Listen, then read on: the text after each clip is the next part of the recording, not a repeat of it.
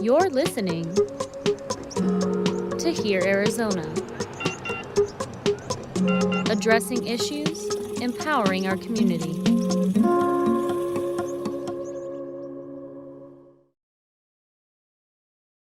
Next month it will have been 5 years in confinement. I will never forgive myself for my criminal offense. I don't talk about it much, but it is always on my mind, as it should be. This is Jo. She's reading a letter her brother wrote in early 2018. He's an inmate in the Arizona Department of Corrections, Rehabilitation, and Reentry. We're identifying Jo by her middle name because she fears retaliation from the Corrections Department. We won't be naming her brother for the same reason. Here's what you can know. Jo's brother is an elderly inmate who is more than halfway through his prison sentence. He has a debilitating medical condition, and Jo is his only line of support from beyond prison walls. Because it is notoriously difficult for journalists to interview Arizona prison inmates, Jo offered boxes of records and handwritten letters that provide a glimpse into her brother's prison experience. This is Jo again, reading from the same letter. I have gone back to court arguing my sentence is illegal. It is illegal to sentence someone with a serious medical condition to a prison that does not provide adequate medical care. As the Parsons versus Ryan class action medical care lawsuit was filed 2 years before my sentence, the judge should have considered this. That lawsuit, Parsons v. Ryan, was filed in 2012. It alleged inhumane and unconstitutional failures by Arizona Corrections regarding inmate medical care. The department agreed to meet certain performance benchmarks when it settled the case in 2014. In the years since, it has been held in contempt multiple times for failing to meet those standards. A U.S. District Court judge threw out the settlement in 2021 and oversaw a weeks-long prison healthcare trial. As of June 2022, U.S. District Judge Rosalind O. Silver says the Corrections Department is still failing inmates. In a scathing 200-page ruling, Silver said she found that the prison system in Arizona, quote, failed to provide and continues to refuse to provide a constitutionally adequate medical care and mental health care system for all prisoners. So what does this mean for elderly prisoners and those with severe disabilities? This is Aging, a Hear Arizona podcast. I'm Nathan Collins, an audio reporter for KJZZ in Phoenix. This episode is about growing old in Arizona's prisons. You'll hear about the difficulties older prisoners face while incarcerated and what criminal justice reform advocates are doing to help.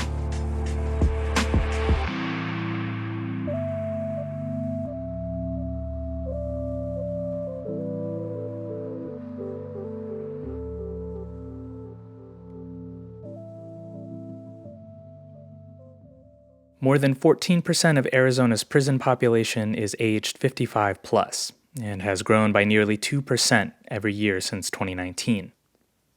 A review of prisons nationwide by the ACLU found that almost half of prisoners over 50 and more than 4/5 over 65 have chronic physical problems.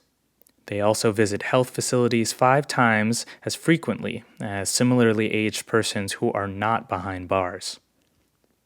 And prisons aren't designed to address mobility challenges. There are stairs, narrow doorways.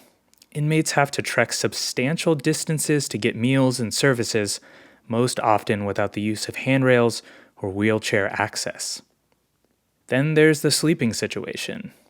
Inmates are assigned bunk beds. What was fun as a kid is different when you're an older adult with mobility issues. Here's Jo. And it's a constant fight. Every other unit he's been in, and he's been transferred around several times,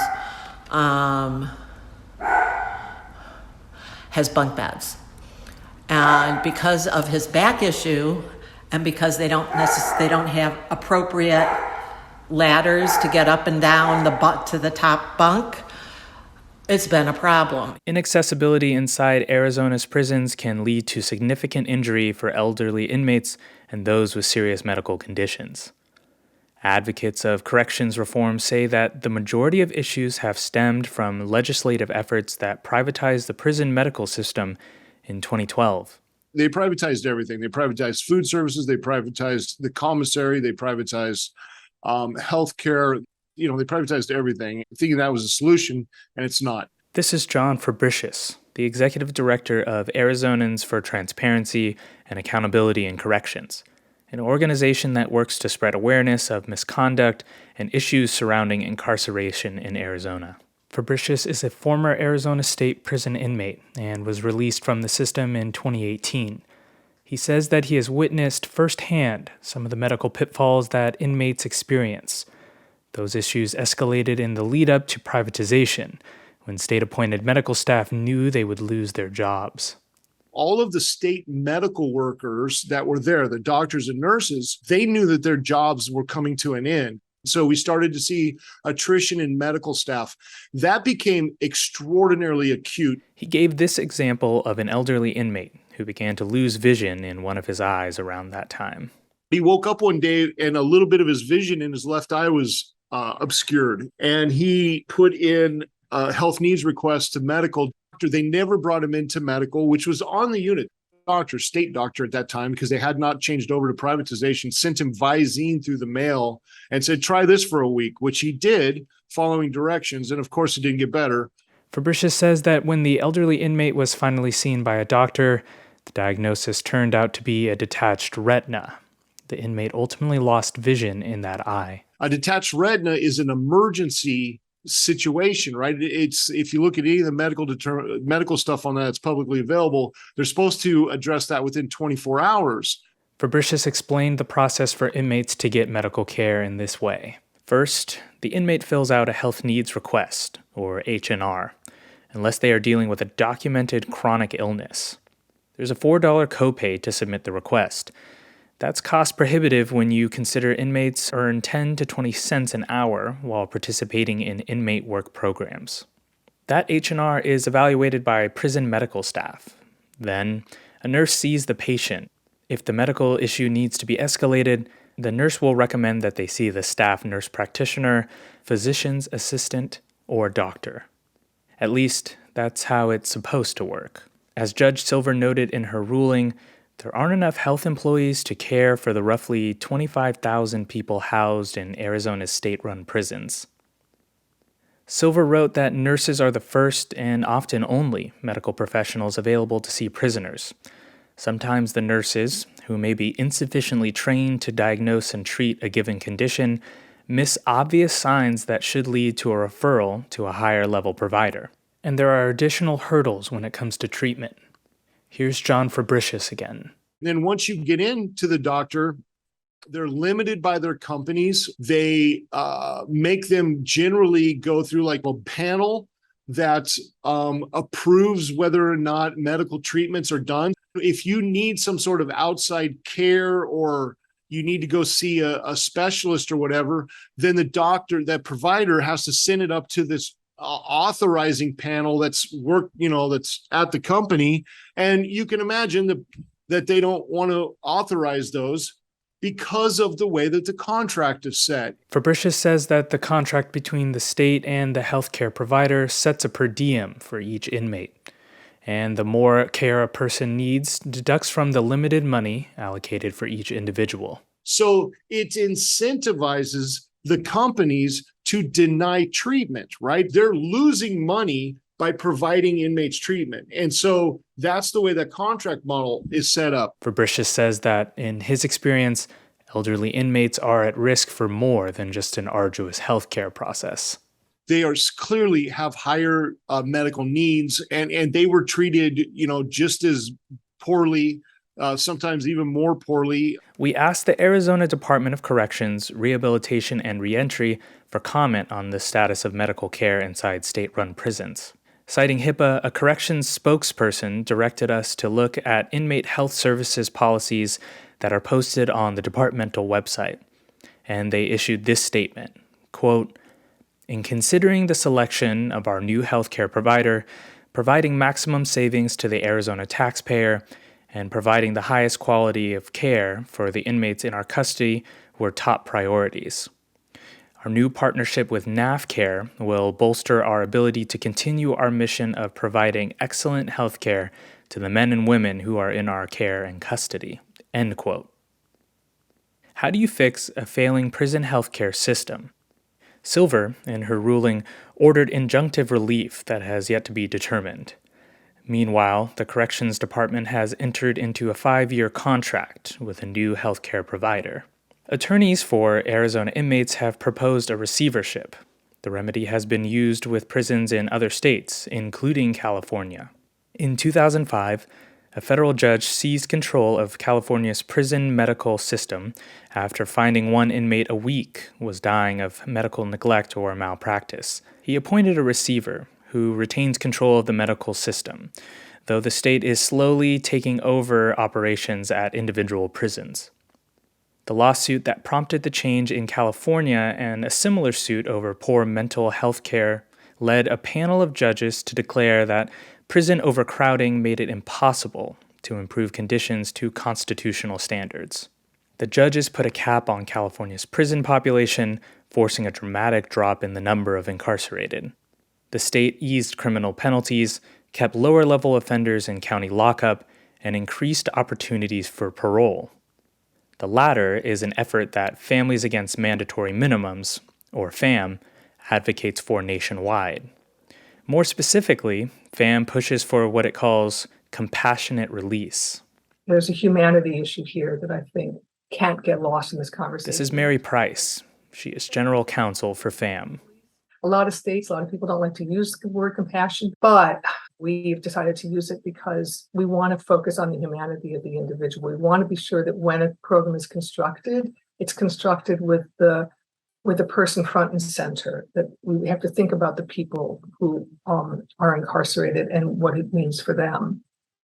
Price and her organization work to make information about various special release programs more readily available to inmates and their loved ones.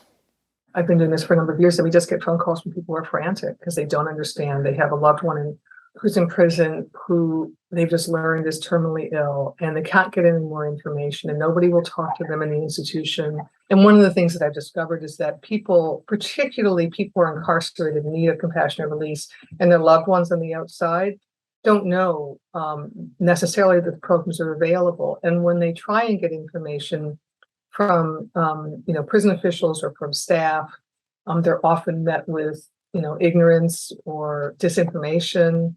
The lack of information for inmates' families carries over to other aspects of incarceration too, like serious medical emergencies. Family members, like Joe, say that finding information on inmates is a difficult process. When he ended up in the hospital, which we found out by accident, nobody would tell me why or where. So I took it upon myself, knowing he was in Tucson. There are 2 major medical centers in Tucson. I called Tucson Medical Center. I said, "Are you the facility that houses the inmates from the AZDOC complex there?" They said yes. I said, "Can you please send me to the administrator who's in charge of that unit?" "Sure." The admin assistant who answered the phone was lovely. She said there wasn't anything she could do. I understood, but she would try to get a message to the medical people on his unit. There's no way for me to contact him, and nobody at AZDOC will give you any information. What's wrong with this picture? Arizona's special release program is called Executive Clemency Due to Imminent Danger of Death, which allows for an inmate sentence to be commuted if they are terminally ill. The caveat is they must have less than 4 months to live. The Arizona Clemency Board reviews the cases and then makes recommendations to the governor. The board received 12 requests for clemency in 2019 and recommended 5 to Governor Doug Ducey. According to FAM, Ducey granted 2, while 3 people died before he acted. 2020 was a better year for clemency seekers. The board received and recommended 9 requests to the governor. He granted them all. FAM cited Arizona's limited eligibility criteria when giving the state an F letter grade. The group issued a report in October 2022 that included a state-by-state analysis of compassionate release programs. FAM and the Arizona Justice Project worked with state lawmakers on legislation to expand current parole provisions in Arizona. Senate Bill 1478 proposed to give the Executive Board of Clemency permission to release a prisoner on medical parole. This was a piece of legislation, super thoughtful, that would have expanded eligibility and also taken the governor out of the decision-making process and leaving the decision, I think, to the clemency board. So that was introduced I think, early in 2021, and I don't think that it advanced very far. SB 1478 outlined criteria, including the type and severity of diagnosis, be it physical, mental, or cognitive. And it also had a provision for inmates in, quote, deteriorating health due to advancing age. To qualify, the clemency board would have to determine the prisoner is unlikely to reoffend, their release is medically appropriate and cost-effective for the state, and that it's in the interest of the prisoner's well-being and dignity. A bipartisan slate of lawmakers introduced the bill, but it never made it past a second reading. It clearly had a lot of work that got into it, and I think that it really captured this idea that one has to understand the population that we're finding incarcerated in prisons, understand the challenges that they're facing, and then provide means of early release when incarceration no longer holds any meaning for them or for us as a community interested in looking at who's in the prison, who are in the prisons right now, and whether they ought to still be there. Scholars have been studying reform efforts that lead to early release for older prisoners. The state of Maryland was highlighted in a 4-volume report by the Academy for Justice at Arizona State University's Sandra Day O'Connor College of Law. More than 170 aging inmates have been let go from Maryland prisons since 2017, according to Releasing Older Prisoners, a chapter in Reforming Criminal Justice, Volume 4, Punishment, Incarceration, and Release. This was the result of agreements reached between prosecutors and prisoners, and a starting point to implement a 2012 decision granting conditional release held by the Maryland Court of Appeals. The average inmate was 63 years old and had been incarcerated for nearly 40 years. An overwhelming percentage of these individuals were African American. This is another example of a handful of efforts around the country to remedy what experts have said is a growing problem. But the chapter also notes that Maryland's elders are being released without work release programs, and most without transitional housing infrastructure. Mary Price says that, looking forward, there needs to be some infrastructure in place for if and when inmates with severe or age-related medical conditions get released. One of the things Nathan, I've been thinking a lot about is release planning. Generally, if somebody is going to go home in the ordinary course, release planning could start 18 months ahead of time, working to figure out what kind of programming the individual might need on the outside. She says that for someone with a terminal illness, there usually isn't 18 months to plan in advance, and having a plan in place might actually encourage those deciding on release to rule in an inmate's favor. In Arizona, I think the terminal illness criteria is like 3 months or 4 months. So people are really at the end of their lives, and there's, not that kind of stretch of time. And so I've been thinking a lot about how to begin to think about release planning for this particular population.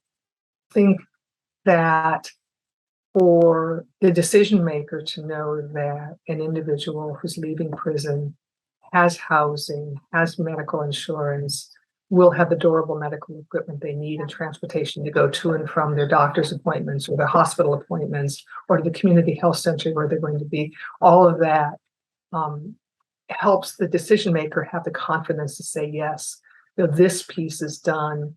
For Jo, being an advocate for her brother is a personal obligation, one that not many other inmates have at their disposal. My brother is one of God knows how many who have people working on their side, and we get nowhere as basic citizens because we have no appropriate system where that somebody in AZDOC will really listen and act. And at the end of the day, the realities of her brother's situation take a personal and emotional toll. Lack of access to medical services, fear of retaliation from corrections staff, and a near information blackout for loved ones adds to an already grim situation. I don't even sound as angry as I'm feeling inside, but this situation brings out the worst in me. And so anything we can do to help fix this extremely broken wheel, we are more than happy to help with.